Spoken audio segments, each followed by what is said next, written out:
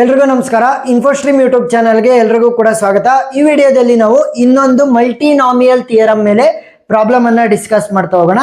So binomial theorem ಮತ್ತೆ ಮಲ್ಟಿನಾಮಿಯಲ್ theorem ಅಂತ ಯಾವ ರೀತಿ ಗೊತ್ತಾಗುತ್ತೆ? Very simple. ವೇರಿಯೇಬಲ್ಸ್ ಎಷ್ಟು ಯೂಸ್ ಆಗಿದ್ದಾವೆ ನೋಡಿ, X Y Z. So total 3 variables use ಆಗಿರೋದ್ರಿಂದ ಇದನ್ನ ಏನಂತ ಕರಿತೀವಿ? ಮಲ್ಟಿನಾಮಿಯಲ್. ಏನಾದ್ರೂ ಕೂಡ 2 ವೇರಿಯೇಬಲ್ಸ್ ಯೂಸ್ ಆಗಿದ್ರೆ, ಫಾರ್ ಎಕ್ಸಾಂಪಲ್ ಎಕ್ಸ್ ಮತ್ತೆ ವೈ ಅನ್ನೋ 2 ಏನಾದ್ರೂ ಕೂಡ ವೇರಿಯೇಬಲ್ಸ್ ಯೂಸ್ ಆಗಿದ್ರೆ ಕೊಟ್ಟಿರುವಂತ ಎಕ್ಸ್ಪೆನ್ಷನ್ ಅಲ್ಲಿ, ಸೊ ಅದನ್ನ ನಾವು ಬೈನಾಮಿಯಲ್ ಅಂತ ಕರಿತಾ ಹೋಗ್ಬೋದು. ಸೊ ಬೈನಾಮಿಯಲ್ ಥಿಯರಂ ಅನ್ನ ಅಪ್ಲೈ ಮಾಡಿ ಸಾಲ್ವ್ ಮಾಡ್ಬೋದಿತ್ತು. ಬಟ್ ಇಲ್ಲೇನಾಗಿದೆ, ನನಗೆ 3 ಡಿಫ್ರೆಂಟ್ ವೇರಿಯೇಬಲ್ಸ್ ಕೊಟ್ಟಿರೋದ್ರಿಂದ ಮಲ್ಟಿನಾಮಿಯಲ್ ಥಿಯರಂ ಅನ್ನೇ ಅಪ್ಲೈ ಮಾಡಬೇಕು. ಸರಿನಾ? ಸೊ ಸೊಲ್ಯೂಷನ್ ಫಸ್ಟ್ ಪವರ್ ಏನಿದೆ ನೋಡಿ, power. So power is 6. So applying the multinomial theorem ಅಂತ ಬರೀರಿ. Applying ಮಲ್ಟಿನಾಮಿಯಲ್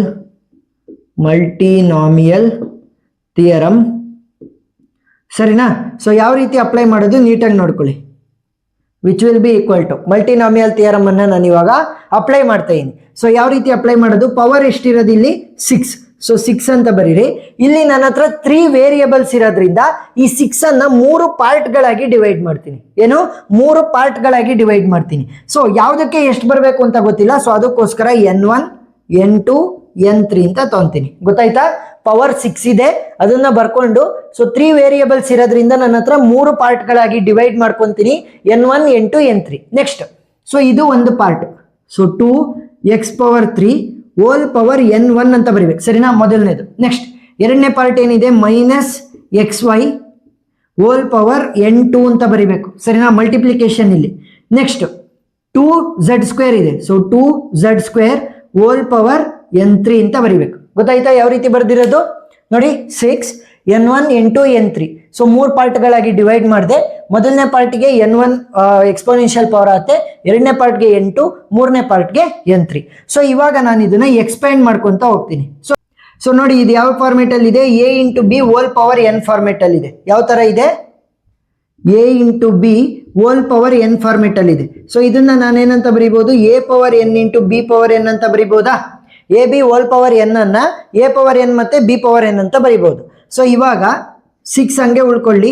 n1 will be same, n2 will be same, n3 will be same. So 2 a ಜಾಗದಲ್ಲಿ ಇದೆ ಅಂತ ಅನ್ಕೊಳ್ಳಿ, x⁻3 b ಜಾಗದಲ್ಲಿ ಇದೆ ಅಂತ ಅನ್ಕೊಳ್ಳಿ. ಸೊ ಏನಂತ ಬರೀಬಹುದು? 2 power n1 next x3 whole power n1 ಅಂತ ಬರೀಬಹುದು. ನೆಕ್ಸ್ಟ್ ಇದೂ ಅಷ್ಟೇ. ಸೊ ಇಲ್ಲೇನಾಗುತ್ತೆ ಅಂತಂದ್ರೆ ಮೈನಸ್ ಬಂದಾಗ 3 ಪಾರ್ಟ್ಗಳಾಗಬೇಕು. ಸರಿನಾ? 3 ಅಂತಂದ್ರೆ A B C hole power n ಅನ್ನ a power n b power n c power n ರೀತಿ ಬರಿಬೇಕಾಗುತ್ತೆ. ಸರಿನಾ? ಮೈನಸ್ ಬಂದಾಗ ಅದನ್ನ ಸಪರೇಟ್ ಮಾಡ್ಕೋಬೇಕು, x ಮತ್ತೆ y ಜೊತೆಗೆ ಸೇರಿಸಬಾರ್ದು. ಸರಿನಾ? So -1 whole power into x power into y power into. ಗೊತ್ತಾಯ್ತಾ? ಏನ್ ಮಾಡಿದೆ ನಾನು ಇಲ್ಲಿ? ಮೈನಸ್ ಅನ್ನ ಸಪರೇಟ್ ಮಾಡೋದಕ್ಕೋಸ್ಕರ -1. ಸೊ 1 ಒಳಗಡೆ ಮಲ್ಟಿಪ್ಲೈ ಮಾಡಿದ್ರೂ ಸೇಮ್ ಇರುತ್ತೆ. ಸೊ -1 ಅನ್ನ ಸಪರೇಟ್ ಆಗಿ ಪವರ್ 8, x ಸಪರೇಟ್ ಆಗಿ ಅದರ ಪವರ್ 8, ನೆಕ್ಸ್ಟ್ y ಸಪರೇಟ್ ಆಗಿ ಅದರ power 8. Next 2z² power n3 ಇದೆ. ಸೊ 2 ಏನಾಗುತ್ತೆ? a ಜಾಗದಲ್ಲಿ ಬಂದಂಗಾಗುತ್ತೆ. a power n into b power n ಅನ್ನ A b whole power n ಅನ್ನ a power n b power n ಅಂತ ಬರೀಬಹುದಾ? ಸೊ a ಜಾಗದಲ್ಲಿ 2 ಇದೆ. So 2 n power n3 into z² whole power n3 ಅಂತ ಬರೀಬಹುದು. ಏನ್ ಮಾಡಿದೆ? ನಾನು ಎಕ್ಸ್ಪ್ಯಾಂಡ್ ಮಾಡ್ತಾ ಹೋದೆ.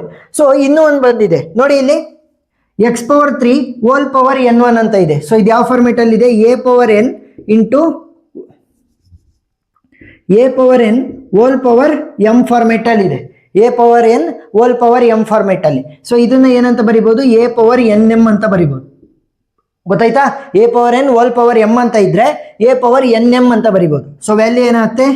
6 n1 n2 n3 2 power n1 x⁻3 whole power n1 ಇದೆ, ಅದನ್ನ 3n1 ಅಂತ ಬರೀಬಹುದು. ಸೊ ಅದ್ರ ಪ್ರಕಾರ a power n whole power m ಇದ್ರೆ a ಪವರ್ nm ಅಂತ ಬರೀಬಹುದು. Next -1 whole power n2 x⁻n2 into y power n2 into 2 power n3 into ನೋಡಿ z² ಹೋಲ್ ಪವರ್ n3 ಇದೆ, ಅದನ್ನ ಏನಂತ ಬರೀಬಹುದು? z ಪವರ್ 2n3 ಅಂತ ಬರೀಬಹುದು.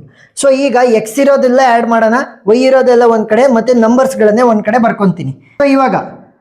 ಸೊ ಈಗ 6 n1 n2 n3 next 2 power n1 ಇದೆ, ಇಲ್ಲಿ 2 ಪವರ್ n3 ಇದೆ.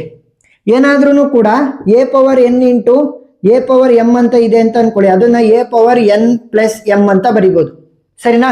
ಏನಾದ್ರೂ ಕೂಡ ಬೇಸ್ ಸೇಮ್ ಇದೆ, ಪವರ್ ಡಿಫ್ರೆಂಟ್ ಇದೆ ಅಂದ್ರೆ ಪವರ್ ಅನ್ನ ಆಡ್ ಮಾಡ್ಬಿಡ್ಬೋದು. ಸರಿನಾ? ಸೊ ಇವಾಗ 2 ಪವರ್ n1 ಇದೆ, ಇಲ್ಲಿ 2 ಪವರ್ n3 ಇದೆ. ಏನಂತ ಬರಿಬೋದು? 2 ಪವರ್ n1 ಪ್ಲಸ್ n3 ಅಂತ ಬರಿಬೋದು. ನೆಕ್ಸ್ಟ್ ಎಕ್ಸ್ ಪವರ್ 3n1 ಇದೆ, ಇಲ್ಲಿ ಎಕ್ಸ್ ಪವರ್ n2 ಇದೆ. ಏನಂತ ಬರಿಬೋದು ನಾನು? X power 3n1 plus n2 ಅಂತ ಬರಿಬೋದು.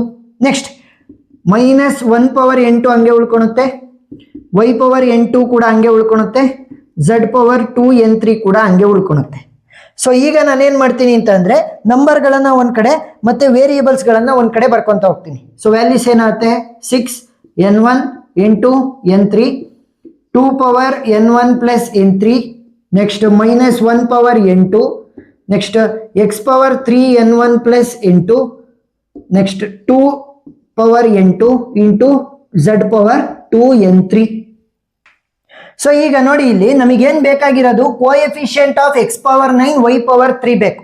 ಇಲ್ಲಿ ಎಕ್ಸ್ ಪವರ್ ಏನಿದೆ? 3n1 ಪ್ಲಸ್ n2 ಇದೆ.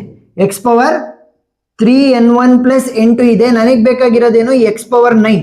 ಸೊ ಬೇಸ್ ಸೇಮ್ ಇರೋದ್ರಿಂದ ಪವರ್ಸ್ ಅನ್ನ ಈಕ್ವೇಟ್ ಮಾಡ್ಕೊಳ್ಳಿ. So 3n1 plus n2 is equal to 9. So ನನಗೆ n1 ವ್ಯಾಲ್ಯೂನು ಕರೆಕ್ಟ್ ಆಗುತ್ತಾ ಅಲ್ಲ, n2 ಗೊತ್ತಾಗಲ್ಲ.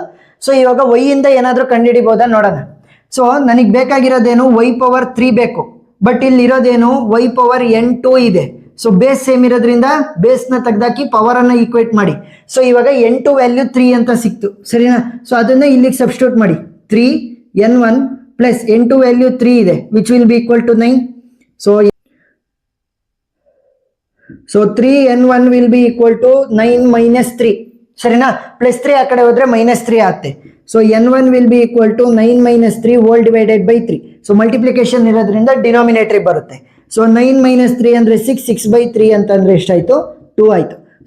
n1 value is 2, n2 value is 3. n1 value ನನಗೆ n1 ವ್ಯಾಲ್ಯೂ 2 ಅಂತ ಬಂದಿದೆ, n2 ವ್ಯಾಲ್ಯೂ 3 ಅಂತ ಬಂದಿದೆ. ಬಟ್ n3 ವ್ಯಾಲ್ಯೂ ನನಗೆ ಗೊತ್ತಿಲ್ಲ.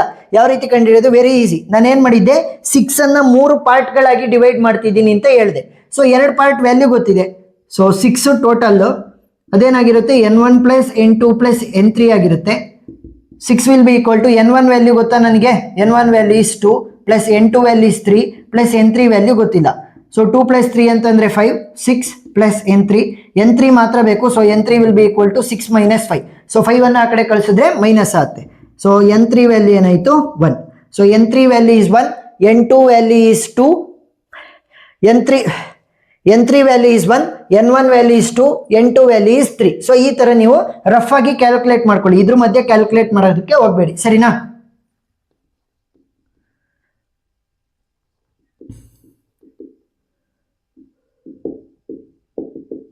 ಈಗ ಎಲ್ಲೆಲ್ಲಿ n1 n2 n3 ಇದೆ ಈ ವ್ಯಾಲ್ಯೂಗಳನ್ನ ಸಬ್ಸ್ಟಿಟ್ಯೂಟ್ ಮಾಡಿ. ಏನಾಗುತ್ತೆ? 6, ನೆಕ್ಸ್ಟ್ ಇಲ್ಲಿ n1 ಜಾಗದಲ್ಲಿ 2, n2 ಜಾಗದಲ್ಲಿ 3, n3 ಜಾಗದಲ್ಲಿ 1, 2 power n1 plus n3.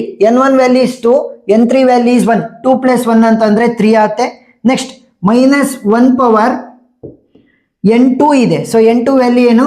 3 into X power 3n1 plus n2. X power 3 into n1 value ಏನು? 2 ಪ್ಲಸ್ n2 ವ್ಯಾಲ್ಯೂ ಏನಿದೆ ನನಗೆ? 3. ಸೊ 3 2 6, 6 ಪ್ಲಸ್ 3 ಏನಾಗುತ್ತೆ? 9 ಆಗುತ್ತೆ. Next y power n2. So n2 value ಏನಿರೋದು ನಮಗೆ? 3. Next z power 2 into n3 value ಏನಿದೆ ನನಗೆ? 1. So 2 1s 2 ಆಗುತ್ತೆ. ಅವ್ರೇನು ಕೇಳಿರೋದು? Coefficient of x power 9 y power 3. X power 9 y power 3 ಇದೆ, ಅದನ್ನ ಬಿಟ್ಟು ಇನ್ನು ಉಳಿದಿರೋದು ಎಲ್ಲದನ್ನು ಕೂಡ ನಾವು ಸಾಲ್ವ್ ಮಾಡಬೇಕು. ಸರಿನಾ? So coefficients of x power 9 y power 3 will be equal to, ನೋಡಿ ಯಾವ ರೀತಿ ಅಂತಂದ್ರೆ 4x ಇದೆ ಅಂತ ಅನ್ಕೊಳ್ಳಿ. ಸೊ ಈಗ ಎಕ್ಸಿನ ಕೋಎಫಿಷಿಯಂಟ್ ಏನು? 4 ಅಂತಂದ್ರೆ ಅದನ್ನ ಬಿಟ್ಟು ಏನು ಉಳ್ಕೊಂಡಿದೆ ಅಷ್ಟೇ, simple. X power 9 y power 3 ಅನ್ನ ಬಿಟ್ಟು ಏನು ಉಳ್ಕೊಂಡಿದೆ. ಸೊ ಇವಾಗ ಇದನ್ನ ಸಾಲ್ವ್ ಮಾಡಬೇಕು ಅಂತಂದ್ರೆ ವೆರಿ ಸಿಂಪಲ್. 6 ಇದೆ ಅಲ್ವಾ? So 6 factorial hole divided by 2 factorial into 3 factorial into 1 factorial. ಗೊತ್ತಾಯ್ತಾ ಯಾವ ರೀತಿ ಸಾಲ್ವ್ ಮಾಡೋದು? 6 factorial divided by 2 factorial into 3 factorial into 1 factorial into 2 power 3, 2 2s 4, 4 2s 8 ಆಗುತ್ತೆ, ಇಂಟು ಮೈನಸ್ 1 ಪವರ್ 3 ಅಂತಂದ್ರೆ -1. Next x power 9 y power 3 use ಮಾಡಂಗಿಲ್ಲ, z square, ಸರಿನಾ, z square. So value ಏನಾಗುತ್ತೆ ನೋಡಿ. ಸೊ 6 ಫ್ಯಾಕ್ಟೋರಿಯಲ್ ಯಾವ ರೀತಿ ಕಂಡುಹಿಡಿಯೋದು, 6 shift x inverse is equal to, ಗೊತ್ತಾಯ್ತಾ ಹೆಂಗೆ, 6 ಅಂತ ಹೊಡಿಬೇಕು, ಇಲ್ಲಿ ಶಿಫ್ಟ್ ಅನ್ನ ಒತ್ತಿ, ನೆಕ್ಸ್ಟ್ ಎಕ್ಸ್ ಇನ್ವರ್ಸ್ ಅಂತ ಇರುತ್ತೆ, ಸೊ ಅದನ್ನ ಒತ್ತಿ ಈಸ್ ಈಕ್ವಲ್ ಟು ಹೊಡೆದ್ರೆ 6 ಫ್ಯಾಕ್ಟೋರಿಯಲ್ ಬರುತ್ತೆ, that is 720 divided by 2 factorial into 3 factorial into 1, 2 shift x inverse into 3 shift x inverse into 1 shift x inverse will be equal to 12 ಆಯಿತು, into 8 into -1 ಏನಾಗುತ್ತೆ -8 Z square. So value ಎಷ್ಟಾಗುತ್ತೆ, 720 into -8 value ಎಷ್ಟಾಯಿತು, -5760 ಬಂತು, divide it by 12. So value ಎಷ್ಟು ಬರುತ್ತೆ, -480 z square. So -480 z square is the coefficient of x power 9 y power 3. So value ಇಲ್ಲಿಗೆ stop ಆಗ್ತಾ ಹೋಗುತ್ತೆ, ಫೈನಲ್ ಆನ್ಸರ್. ಸೊ ಕಾನ್ಸೆಪ್ಟ್ ಅರ್ಥ ಆಗಿದೆ ಅಂತ ಅನ್ಕೊಂಡಿದ್ದೀನಿ. ಏನಾದರೂ ಡೌಟ್ ಇದ್ರೆ ಕಮೆಂಟ್ ಸೆಕ್ಷನ್ ಅಲ್ಲಿ ತಿಳಿಸಿ. ಒಂದ್ 2-3 ಪ್ರಾಬ್ಲಮ್ ಅನ್ನ ಸಾಲ್ವ್ ಮಾಡಿದ್ರೆ ನಿಮಗೂ ಕೂಡ ಕ್ಲಿಯರ್ ಆಗ್ತಾ ಹೋಗುತ್ತೆ. ಸೊ ಆ ಎಲ್ಲ ವಿಡಿಯೋ ಲಿಂಕ್ಗಳು ನಿಮಗೆ ಪ್ಲೇ ಲಿಸ್ಟ್ ಅಲ್ಲಿ ಸಿಗುತ್ತೆ. ಪ್ಲೇ ಲಿಸ್ಟ್ ಲಿಂಕ್ ಡಿಸ್ಕ್ರಿಪ್ಷನ್ ಅಲ್ಲಿ ಕೊಟ್ಟಿರ್ತೀನಿ, ನೀವು ನೋಡಬಹುದು. ವಿಡಿಯೋ ಇಷ್ಟ ಆಗಿದ್ರೆ ಸಬ್ಸ್ಕ್ರೈಬ್ ಆಗೋದನ್ನ ಮರಿಬೇಡಿ. Thank you for watching.